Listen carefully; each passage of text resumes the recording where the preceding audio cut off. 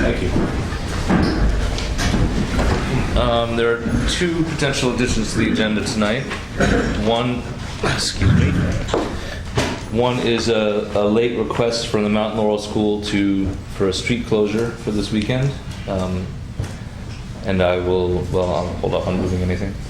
The second is the Environmental Policy Commission is ready to give their 60-day report about 3 weeks early, I think.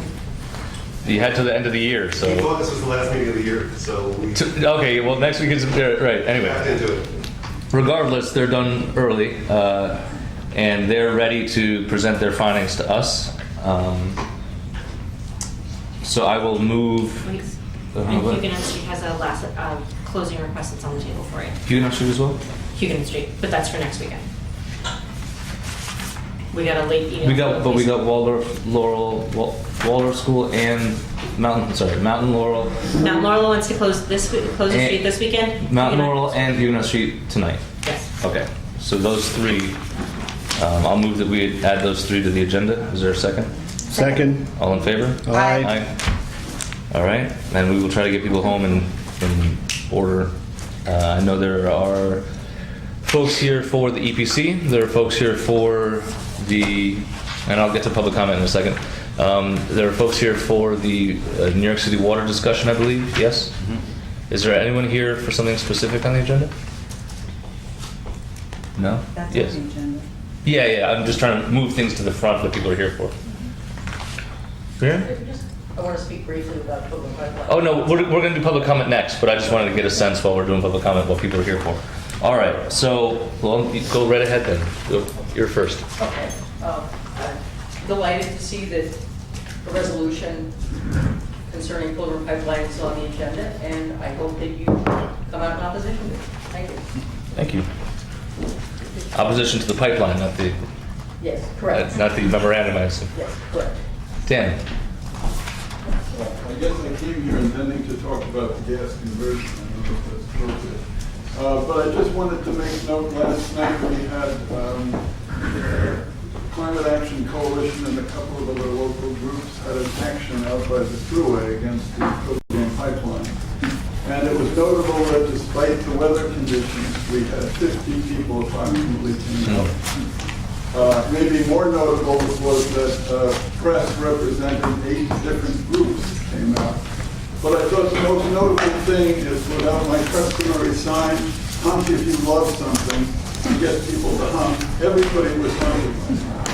I didn't even know if they knew what the pipeline was, but they seemed to be supporting whatever it was we were doing. They just like honking. I think they think of us on the village as a very progressive and green village. Thanks for doing what you're doing. And should I make a comment about the gas, or should Please. we hold off on that? Yeah. Please, yes.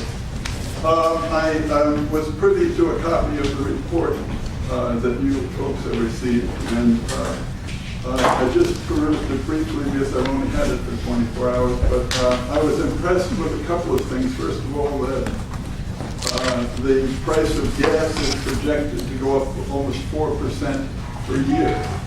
And as we all know, the price of oil is plummeting right now. And we may find ourselves in an interesting position with gas and oil being very comparable in price. And I'm hoping we're not making a decision to switch to gas because we're going to save money. Also, that gas is methane, and methane is 20 times more damaging to the climate change and the environment than carbon dioxide is. It dissipates more rapidly. But since we have a significant number of shale and frack gas coming with our natural gas, and it keeps increasing, the amount of methane that's escaping is also going to continue to increase. So some people feel that natural gas, when you add up all of the factors, is as bad as coal. So now we might be considering switching to a fossil fuel, which we shouldn't be, I believe, that is comparable to the fossil fuel we're using right now, and as damaging to the environment as what we're doing right now. We also have an infrastructure of heating systems which is only about 10 years old, sort of in the prime of their life. And we're talking about spending $70,000 to make the conversion. And I truly believe that that $70,000 is much better spent in tightening up and insulating our infrastructure here. I really appreciate all you folks do. Thank you, Dan. And thank you and congratulations on the protest. Thank you for doing the work you do. Yes, ma'am. We're from the Plains Road Water Watch. Can we do this all together so that it's up? Feel free. Thank you.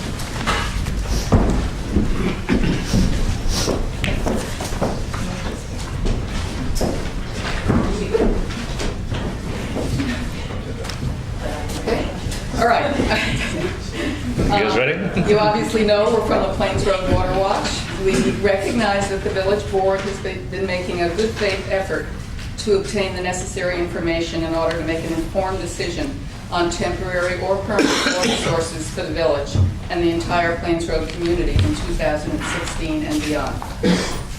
Our group has hired the respected hydrogeologist Paul Rubin to analyze the data gathered in the Phase 2 feasibility study for the village water project. This analysis will add to the information that you have when considering your choice for future water sources. Mr. Rubin's analysis raises critical concerns about the viability, sustainability, and affordability excuse me, of using the Plains Road site to meet present and future village water demands. We're going to give you some highlights tonight from Paul's analysis, and we're also going to give you hard copies of his actual review and analysis. And we urge each of you to carefully read his entire analysis.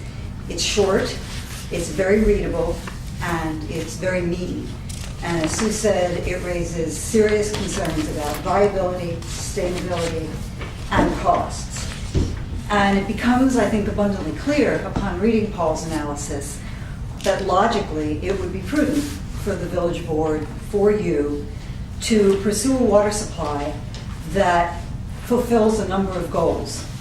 Number one, that is capable of meeting the short-term water supply demands during the 2 to 10-week shutdown periods. And number two, that also can meet long-term water supply demands. We also need a water source that can look into the future and supply businesses as well as a growing population. It would be prudent to pursue a water supply that will not require the expensive purchase of private property for acquisition of a water supply that does not have sufficient capacity to meet the long-term Village of New Paltz water demands. Some of the meetings I've attended in the past, the village board has had some very spirited and very good discussions to consider the cost factors involved in choosing an alternative water supply for this project. So it seems prudent that they would pursue a water supply that will avoid costs associated with the creation of a new water district to meet the needs of a community whose natural water sources that currently exist would remain intact if the successive exploitation of the Plains Road aquifer were pursued. Also, not forcing the Plains Road community to incur hookup and user fees for a water supply that they now have. If you look at the section 2.2 of the report that was submitted to you by Mr. Clauser, Chazen identifies the Wallkill River source as one having, quote, ample capacity to serve the New Paltz community as a temporary or permanent water supply source. All potential water supply sources, including the Wallkill, should be fully assessed prior to advancing a Plains Road application for a water supply permit. And all of this should be coordinated through the secret process. According to, and I know this was a really long report, that September 30th report, I could not get through it, but I had somebody translate some of it for me, and on page 68, I could read that because it was a lot of numbers here. So if you just do the math, Plains Road plus the reservoir, plus the purchase of the land on Plains Road, that comes out to $10,584,000, and that's like way higher than anything else. So the Wallkill at the highest point would be about 6.3 million. If we went to Lloyd, which we don't want to do because of, for some reasons, with up 299 with it, that's 9,000,008. So this is the highest priced issue, number one. That's just aside all the other problems we have here. And then we did a little bit of researching on the Walk Hill to find out what the cost would be to clean it. I know Sally was very interested in the cost stuff.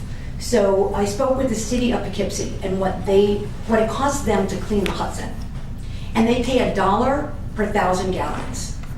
And if we did that for the Walk Hill, they said that should be comparable. I don't know, I'm not an engineer, but they said to me that should be comparable. If we did that, that would cost about what it costs now, what we pay to the DEP for the city water, but we own a sustainable source, permanent water with the Walk Hill. Hello again. Hi. Hope you're both doing well. Yes, thank you. I'm the finale. and I have another poem. I was going to ask if you had another haiku. It's not a haiku, it's a sonnet this time. The Walk Hill. Since the days of the Duzine, our village has thrived, you see, by respecting our surroundings and living in harmony with the trees, the view, air so pure, and folks that work together for good reason. Birds and flowers, hills and sunsets, nature's best in all the seasons. For centuries, our river gave us food, water, ice, as well as constant beauty, transporting pioneer and native alike as they went about their duties. But growth, neglect, and thoughtlessness had let our river get sullied. Distractions and diversions have let our priorities get muddied. We now stand at a point looking out to the future and know that we have a chance to clean up our river and leave a legacy that will make future generations dance. Let's seize the day, O New Paltz Nation, as a unified, harmonious team, and put our money where our mouth is and make the river clean.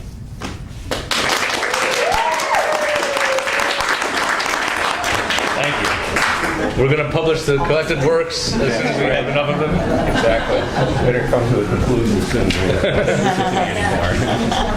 No, we like it.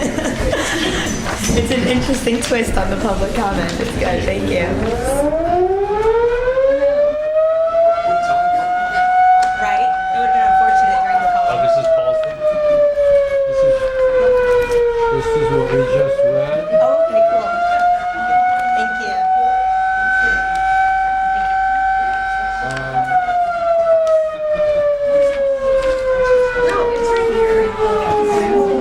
And it also has bullets in there which refer to, Do you have the full text of Paul's Yes, report? it's right here. it also has references to this report, which you will not get. This will cost you about $4,000. It costs us about $4,000. You get it for free. Oh, thank you. I like Paul. That's paper too.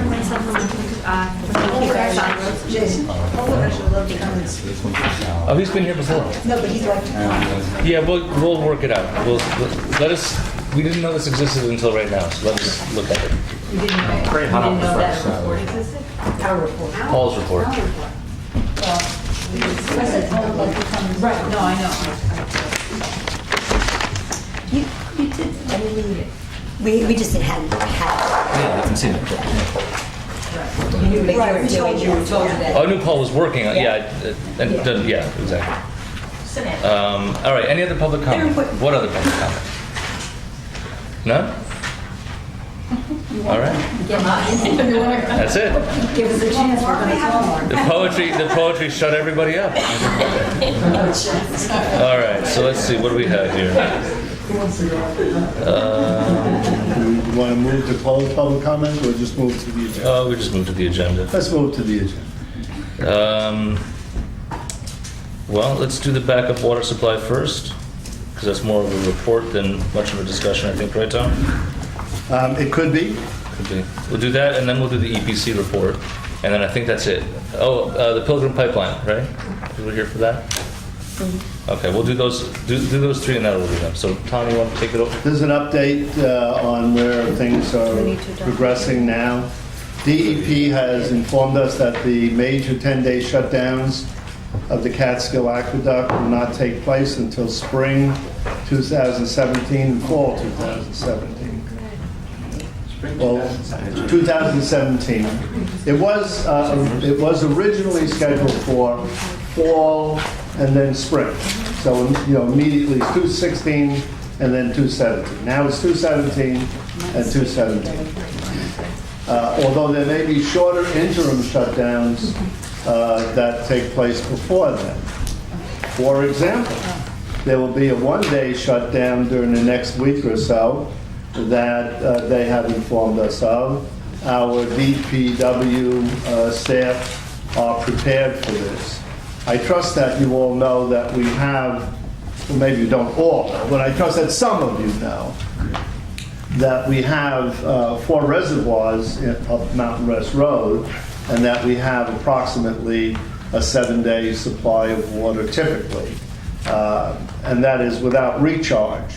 But at this time of year, we get a substantial amount of recharge. If you were out today and yesterday, you would see why. And so we probably would have considerably more than a 7-day supply. So a 1-day shutdown of the Catskill Aqueduct will not affect us. You will not. No one will know except DPW, who are working on projects related to that. The board, I think it was just at the last meeting, but I'm not absolutely certain of that, requested that Dave Klauser deliver information about water conservation and water management, as well as additional information about comparable costs of water treatment in nearby communities. Mr. Klauser delivered to me, and I scanned, I scanned, and then delivered to Blue Terwilliger, our DPW director, supervisor, the Water Demand Management Handbook from the American Water Works Association. What I did learn was quite interesting about both apparent and real water management issues. And Blue will provide a report back to the board on what he believes we can do. We already have water management practices in place, which does not mean that there's nothing more to be done. So this will provide, and it does provide, extremely detailed information about leak detection and leak management, about spill detection and spill management, about billing practices and how they relate to water usage and so forth. So we will get from our DPW some report about what differences we could make in our water management practice. We are attempting to reduce water usage by 5% by about a 2-year period from now. Similarly, or relatively, Bill Richardson of New York City DEP will provide a workshop on conservation for those of us who want to attend from the board and any of the other personnel whom the mayor wishes to invite, and that will be within the next 2 weeks. Dave Klauser will provide additional information about other water conservation programs. He particularly cites one at Concord, Massachusetts, which is not a very large community, as we are not a very large community, and which has been highly successful. In this regard, some of the recent history of New Paltz is also instructive. He informed me, that is Blue informed me, that not very long ago there was an incentive program for village residents to install low flush toilets, and that program was quite successful while it was in operation, and that during a previous administration, because of budgetary constraints, the incentives were removed, and as a result, we simply don't know how many people are installing low flush toilets. It may continue. I, for example, have done so in the very recent past, but there's no reason for me and no place for me to report that. So we don't know what's going on in that regard. But that could be a quite useful step that we might consider re-establishing. We already have an incentive program by which we charge less money to those users who use less per capita. So if there are fewer persons using, or if there are X number of persons using water and the per capita use is lower, those persons can pay a lower per gallon cost for fuel, but for water. But this is not very well publicized any longer. And we haven't had an education program to help people learn how they can use less water. So amongst the steps we need to make in the next, I would say less than a year, next 6 months or so, will be a better communication program about incentives that already exist, and a better education program about how to take advantage of the incentives, and then additional programs to incentivize citizens about how to save water. About comparative cost of treatment options, Mr. Clauser has reported essentially the same information that was given by somebody about the per gallon cost or per 1,000 gallon cost of treatment of the Poughkeepsie water. He also, however, has estimated that the treatment of the Wallkill is not the same, and it would cost substantially more to treat Wallkill water, and it would cost a substantial amount of money to pump Wallkill water from the Wallkill to a treatment plant where it can be adequately treated and mixed with the water of the boat. But he will give us a fuller report about this by the next meeting, so that's a week from today. I had requested that my colleagues reconfirm my assignment to the backup water supply project for Phase 3, although our attorney thought it might not be necessary to do that. I agree. So it might not be necessary, therefore I won't request that they reassign me to that, and I would assume that I will continue to represent the village board at all the meetings of DPW, DEP, and DEC and other agencies that are concerned with this project. All right, and what are our next steps? We're waiting.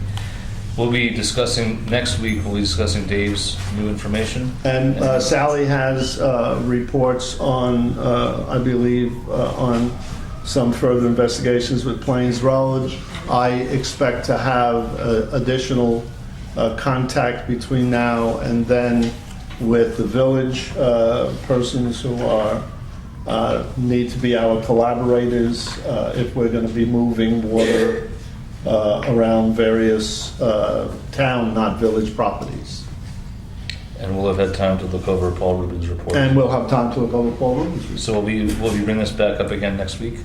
Yes. Can you make a note of the... Katie should make a note that we'll be back on the agenda.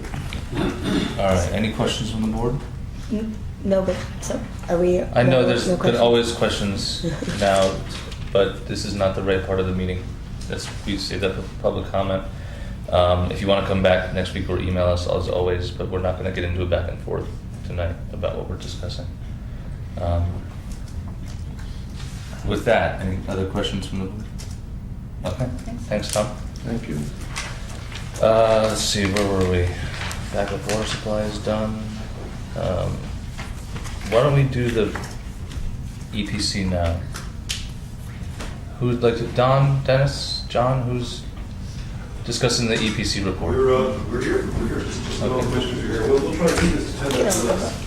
We do have a written report that you have, and we need to go through that for full with. So,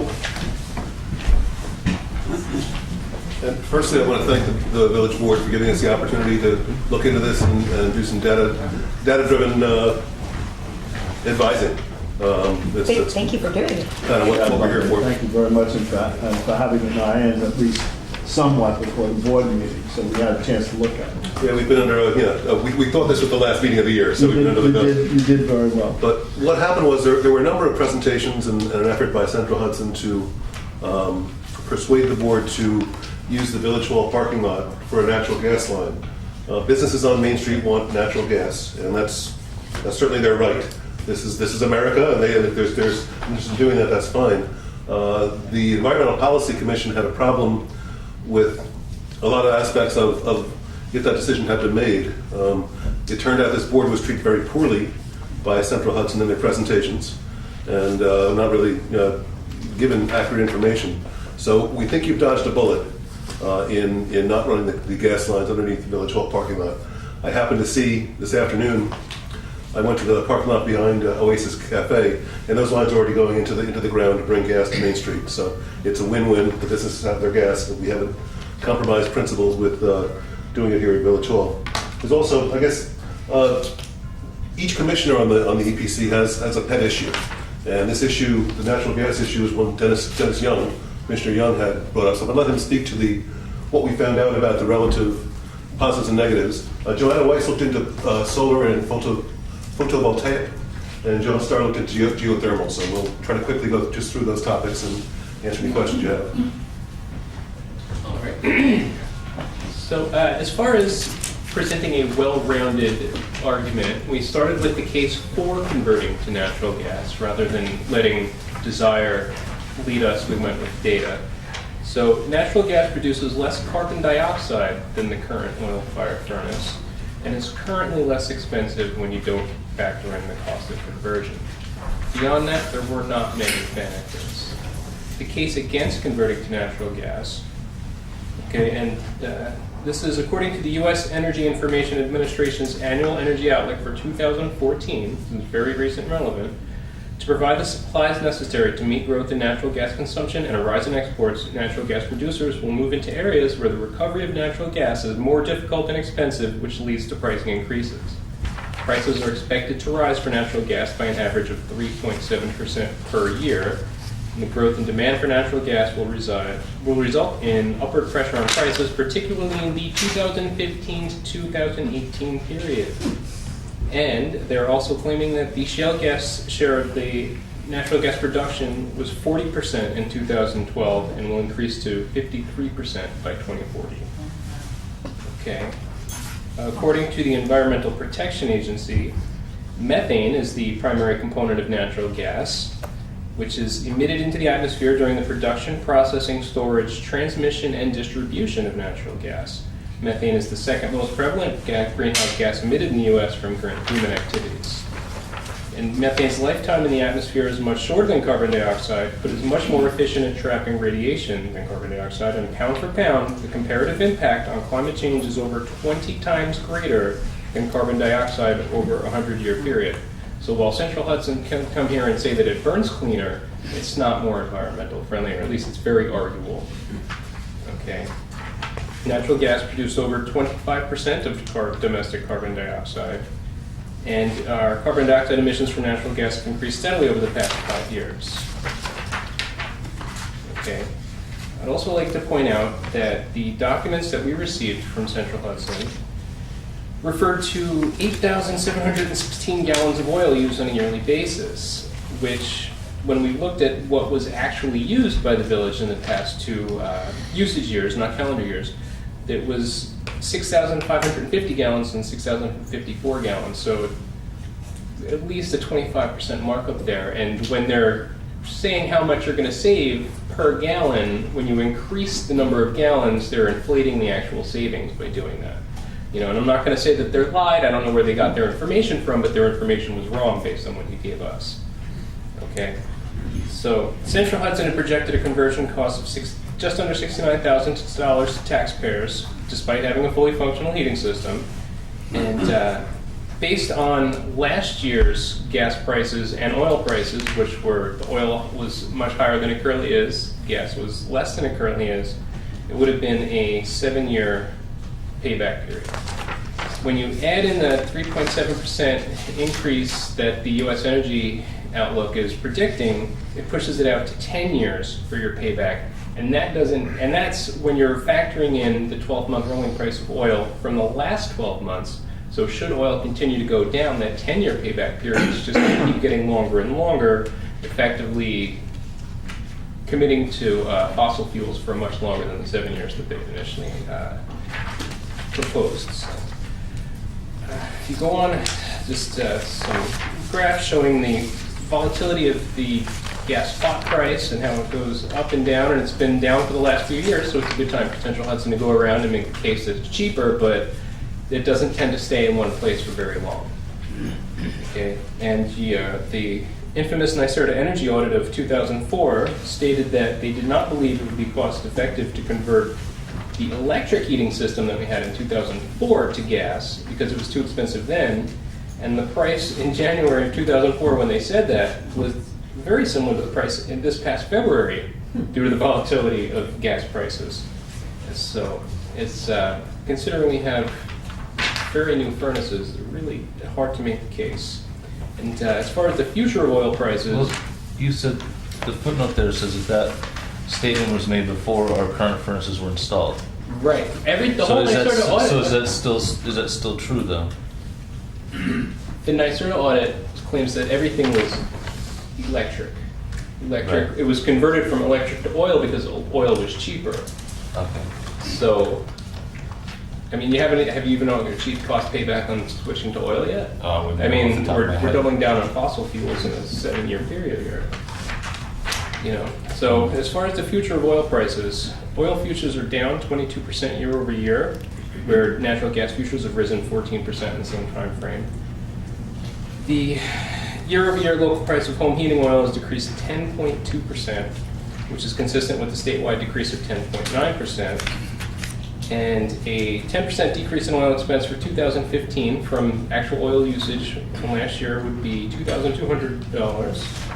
And should oil prices retain that discount from 2014, only $48,465 would be saved at the end of 10 years. So if you're investing almost just short of $69,000 and only getting $48,000, and the price of oil is just as volatile as gas. I don't mean to say that it's going to stay the same for 10 years. I'm not going to sit here and make wild claims like Central Hudson did. But, you know, it's everything that I was able to research is, you know, as long as OPEC's not doing crazy things and as long as the world economy doesn't start booming, the price of oil is expected to keep trending downward. But again, it's volatile. I'm not going to sit here and tell you to make decisions based on the price of future oil when I'm telling you not to do it for gas. So that brings us to the geothermal portion. So I looked into the possibility of a geothermal retrofit for the buildings in question, Village Hall and DPW. Just to give you an idea of what that entails, when you talk about installing geothermal heating, you're talking about two different units that you have to install. One is a heat pump, so sort of that forced air that's coming out. You need a unit to do that. And then you actually need underground tubing, which is called a ground loop. And the underground tubing uses the temperature underneath the ground to change the temperature in the room. So the air would be warmer underground in the winter and cooler in the summer. And so you can use those ground loops to change the temperature. So it's a large project. The ground loop portion of the project it requires significant space underground to do. If you think about a justification for doing it, you think about natural gas and sort of from a business model, you're really looking at a bottom line. Gas is cheaper now. We want to save money now. We want to make more money today. We don't know if we're going to be in this building tomorrow. We don't know what the future holds. So you think about, this year for a municipality where we have the building, we know we're going to be here, a longer view tends to make more sense. And as Dennis mentioned, there's quite a bit of volatility with natural gas. The entire cost of a geothermal operation is basically the cost of the installation, and then there's electrical costs associated with the unit operating. When you do a geothermal installation, or be it a retrofit or a new construction, you have to do a multi-pronged approach. suggested that you do a multi-pronged approach. Part of that is to make the building work as sort of a whole unit, insulation-wise, airflow-wise, and that would involve, in our case, significant retrofitting and considerations of that nature. You also want to offset the cost of electric with the installation of solar energy to offset some of those costs, which we already have existing solar energy, and Joanna's going to talk more about the potentiality for expanding that. So that's really what you're looking at. The justification is, though, once you've made the installation, those expenses have been, you've made those expenses, and now you're looking at the savings from no longer relying on a fossil fuel source. So you're now free from that source of heating. And so over the course of time, you could expect that any money that you spent, you would be getting back. So in order to do that, as I said, you have to look at improving overall energy efficiencies, solar power offsets. You have to get systems and departments integrated and cooperating with one another. You have to improve awareness for staff, the community, etc. In looking at cost savings, I reached out to a number of people. One of them was Lloyd Hamilton from Verde, who does this kind of work. He worked in Rosendale at the Rec Center, and I'll talk about that comp in a minute. But according to him, the cost of installing the equipment would be 20 times our current energy cost for 1 year, meaning the payback without any grants or assistance from government agency would take 20 years or less.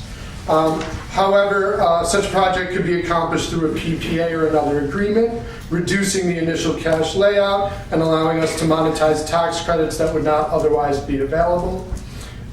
So then if you factor in the savings of gas, that's where the savings come in, and you have to look at, is there funding available through other agencies, and that's something I'll talk a little more about at the end. In 2002, talking about comparable projects that we can look at, in 2002, Rosendale installed a geothermal system consisting of 20 wells, and they added a 10 kilowatt solar system to offset the electrical costs. I believe, Jason, you had said you thought it would take 40 wells to meet our heating needs, so we're talking about a larger project. The Rosendale project benefited from NYSERDA rebates that would not be available to us now. However, there's a caveat to that I'll mention in a moment. The remainder was paid for by a municipal bond, which has yielded savings since. Since the implementation and the installation, people have reported some thermal variations, meaning places in the building are, some places in the building are colder, some are hotter. They're looking at educating their staff about keeping doors closed and those kinds of things. But long story short, those involved in that project reported 50 to 60% cost decrease compared to oil and gas, and they estimated their payback was at 6 to 7 years after installation. The caveat that I mentioned is an additional consideration. So there's the geothermal type of unit, which involves these underground wells. There's also a different type of unit that's gained in popularity recently. It's called an air source heat pump. And it's become more viable as the technology becomes more viable. But instead of having the underground wells, you have an above ground refrigeration unit. So you're not actually digging up and putting things under the earth. You've got an above ground system doing what those ground loops do. So that's how they work. The cost of installation is greatly reduced. You're not digging up the ground. You're simply purchasing and installing a unit. And as with geothermal, the multi-pronged approach would also apply. So you would want to do all of those other things that you did with geothermal, except now you would be using this different air source heat pump. I just got an email yesterday from someone at Courtney Strong who said NYSERDA funding is available for the air source heat pump, where it is not available for the geothermal. I don't have any additional information beyond that there is NYSERDA funding available for it. Should the board wish me to, I'd be happy to dig a little deeper and find out more. Alright, so like geothermal, solar is a great option because when you're not paying for fossil fuels, your utilities, you're not paying for. You are using what you're producing from the solar panels. As we all know, there are 90 solar panels on the DPW garage that give energy to the fire department and to Village Hall. One of the things that I was charged with looking at was whether or not those panels, which are about 10 years old, could be updated to newer models, which would produce more, because at this current time they're not producing all of the energy, and that's why we're looking at fossil fuels and natural gas. So what I found is that while newer models may exist in the 10 years since we put those in, the cost of upgrading to those newer models or putting in newer models wouldn't make it worth the added energy. So that alone, what we have in the DPW garage, would not be one option. It could not be the only option. As John mentioned, solar can be a great addition to geothermal or to another type of energy. And based on a conversation that I had with Randolph Horner, who is an environmental consultant, another option that the village can look at is doing a larger scale project. If they wanted to transition all of their energy to solar, it would need to be a larger scale project, possibly one that works with the town and possibly one that works with the school district to get everybody on board towards that project. All right? So there are also some conclusions. I'm not going to go through those recommendations in terms of steps that can be made tomorrow, taken tomorrow to reduce the use of energy in this building. But we went down to look at the furnaces. They're not only less than 10 years old, they're less than 5 years old. They're almost brand new. So the whole thought of converting them when they're working well to Energy Star standards is kind of, what happened? So you really dodged a bullet. And for the moment, leaving things the way they are seems to make sense. But I'd like to suggest that the EPC takes 6 months to speak to NYSERDA and see what we can do about geothermal. When we chased the grant writer out of the room last meeting, Dennis and I did, and said, can we get grants for some of this work? He said, you don't need to. NYSERDA will just give you the money if you ask for it. So let's explore that and let's see what we can do. And for our next report, we'll try to see if we can get some free money to address this issue. I'd just like to suggest another comment. Not very long ago, I went over to the Omega Institute for a workshop that they were doing, and it included water issues. One of the interesting experiences was a long look at their wastewater treatment facility. They built a purpose-built building, which is about a half a football field sized wastewater treatment facility with aquatic plants and so on. But the interesting part is that it's geothermally controlled. They use no external energy source. So they're using passive solar, active solar, and geothermal to run this facility. And I know that they would be very happy to give us or you a tour of that building to see how it works. And they'll also do comps on how much it costs them to install. They're very proud of that facility, and I was very impressed with its effectiveness. We'll check that out, put that on the list. Thank you. And I thank have you a very much. name also that I can give you. I don't have it with me, but I Great. can give you that name. All right, well, thank you for receiving us. Thank you for giving us the Thank you opportunity. very much. I have a couple of questions, but you guys don't have to stand there to answer them if you don't want to. You can just take a seat if you want. Because this is part of a very long conversation. Not tonight, thank God. We're not going to have a long conversation tonight, but it has been historically a long conversation. So Don, just to be clear, I heard you right, and I was talking with John and Joanna before the meeting a little bit, that the Environmental Policy Commission is interested in taking this, the beginnings of these, not only, I heard geothermal and solar, but there's also weatherization, wind, and I believe one other thing mentioned in the report. Am I correct in hearing you that the EPC is interested in taking on at least the geothermal and solar and coming with more specific proposals for the village in the next 6 months? Yes. And is it that you want to focus on geothermal and solar as the best options, or was wind not what's the hydrogeology of air or geology? It's the 60 days with the Meteorology? floods and trying to get back there so quickly.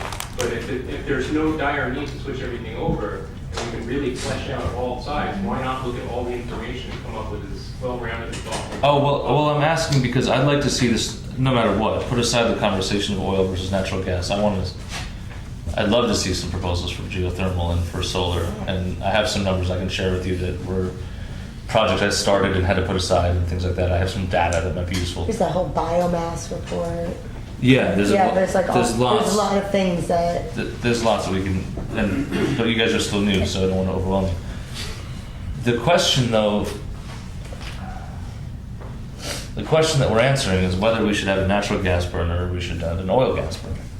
And it's been a 3-2 vote twice now. And I said, because at the beginning of this 60-day, I think Don coined it the 60-day challenge. It's catchy. It is catchy. There was a lot of discussion publicly about the moral nature of the conversation. And for me personally, this is not a moral question because, all options are immoral. I'm opposed to wars for oil, but I still have to use oil. I'm opposed to fracking, I still have to use natural gas, that kind of thing. So for me, it was really a dollars and cents thing, and I was wrong. You guys have better information than I had. You did your homework, you did thorough research, you knew what questions to ask. You asked some of the right people, and I'm going to change my vote. I don't know about Tom or Sally, but I have no idea. I gave you this information. I gave the information from the U.S. Energy Information Administration that projected the prices to go up in 2015. It was in my 90-page packet you guys. That one didn't And persuade so me. why didn't that persuade you? It's the same information. That one didn't persuade me because It's the same information about it, the price going because up. of the reason that Dennis pointed out. That you can't use the volatility of commodities markets as a pro on one side and a con on the other. That's exactly what I said. You can't bet on a commodity. Right. You're a girl. It has nothing to do with the fact that she's a girl. That should get me somewhere.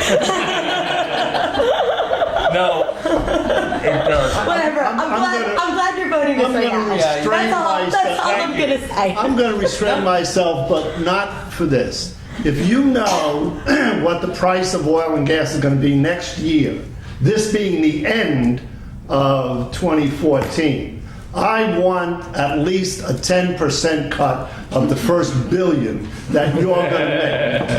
And that would count for all of you. None of us knows what the price of oil and gas is going to be next year. None of us. None of us knows. None of us know. We can base decisions on independent analysis. I'm going to restrain myself beyond that. Trends, exactly. Sorry, I will refrain. Please Generally, you don't shoot someone who disagreed with you. I know. It just was very As frustrating general for me. I couldn't keep my mouth shut. I still want that 10%. What's the phrase? You're damned if you do, you're damned if you don't. Is that the right I'm one? smiling. I'm happy. All right, but Tom, do you want to say anything? No. Okay. I'm restraining myself. So I guess I will make a motion then to. How do you make a motion for a negative? Why don't we wait till next week when we have all 5 board members here who will be able to consider this issue? You want to argue with Sally? Because it's not on the agenda for a vote tonight. That's true. You are correct. You're right. Well, I would like to make a motion to accept The 6-month proposal? Yes, the 6-month proposal, and also declare that the 60-day challenge has been successfly met. I will second that motion. All in favor? I'll vote for that. Aye. And thank you all. Yeah, thank you. So Sally, Katie, you have this on the agenda for next week? I will. I had a whole other bit to what I was going to say that you would have liked a lot, but I'm not going to now that you Sorry. You can't. No. I encourage it. Let's get the meeting done. We didn't do bills and claims and stuff. We have the pipe. No, we didn't do the pipeline yet. No, the Just people waiting for the resolutions. pipeline. Yeah. And Nancy's resolutions as well. Oh, I'm trying to get people. Oh, right, okay. I'll move that we adopt the resolution opposing the Pilgrim pipeline. I'll second. Any discussion? All in favor? Aye. And Katie, you'll go let Jen Metzger of Rosendale know? I'll send you our final draft. Thank you. Yay. Anything else? Anyone else here for something specific? Speak now for hope and peace. Okay. I'll move the consent agenda. Second. All in favor? Before you Yeah, move what? the consent agenda, do you want to add the 2 street closures to the consent agenda? I see no reason not to. Sure. So I'll make that motion. Is there a second? Second. All in favor? Aye. Aye. Now I'll move the consent agenda. Second. All in favor? Aye. I'll move the resolution to authorize the village treasurer to remove the tax levy from the New Paltz tax roll per our agreement with Time Warner. Second. All in favor? Aye. And I'll move the resolution to authorize the treasurer to close out the various escrow accounts. Second. Any discussion? All in favor? Aye. Aye. And 5 might take something, but I'll move that we approve the agreement with between Ulster County and the village to provide collection of village taxes. Second. Is there anything you need to say? I'm trying to think. Oh yeah, let me say just quickly. I think this isn't the formal. This isn't the contract we're signing. This is we agree with this proposal because this is a proposal being put forward by Chairman John Parody, the legislature, and the villages. The 3 villages in Ulster County is what the hope is. Right. So that the county makes all villages whole. So that's, Right. So we're saying we agree to this concept. Yes. So, all right. So is there a motion on the floor? You moved it. I did. Yeah. All right. All in favor? Aye. And actually, I'm sorry, but we have a brief 5-minute executive session for personnel matters. Okay, all right. I just want to say before we go into executive session that the resolution didn't have our New Paltz in it. It says insert name. It was still the template. So Yeah. But then the only thing that isn't that is name of water bodies and waterways if relevant. So I was thinking we should include Wallkill, Tributary 13. I guess For which one? The taxes? No, the Pilgrim pipeline. Oh, the Pilgrim pipeline. Oh, that's why I was confused. No, not the taxes. Okay, yeah. So, I just wanted to point it out because I didn't know if we needed to do that before. you mean insert all the things? Yeah, because Katie, it's not just. You have a word copy of this, right?